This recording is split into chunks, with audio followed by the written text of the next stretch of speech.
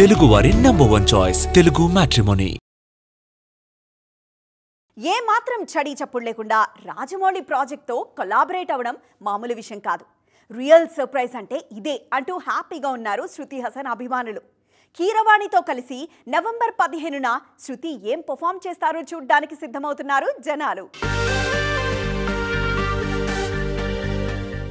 శృతి ఏం పాడారా అంటూ అదే పనిగా చెప్పుకుంటున్నారు ఆడియన్స్.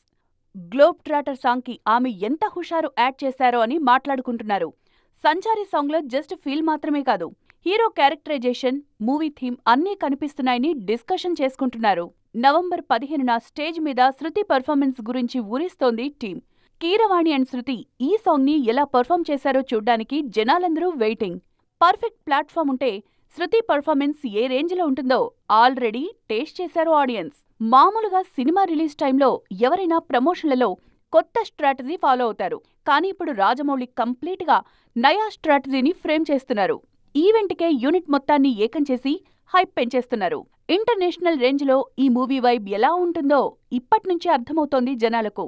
అంతర్జాతీయంగా పేరు తెచ్చుకున్న అవతార్ లాంటి సినిమాలకు కూడా ఈ రేంజ్ ఈవెంట్లు, ఈ రేంజ్ క్యూరియాసిటీ, పాజిటివ్ వైబ్ ని ఇప్పటిదాకా విట్నెస్ చేయలేదనే అంటున్నారు మూవీ లవర్స్. జక్కన్న రూటే సెపరేటు అని మెచ్చుకుంటున్నారు నియర్ అండ్ డియర్స్. తెలుగువారి #1 చాయిస్ తెలుగు మ్యాట్రిమోనీ.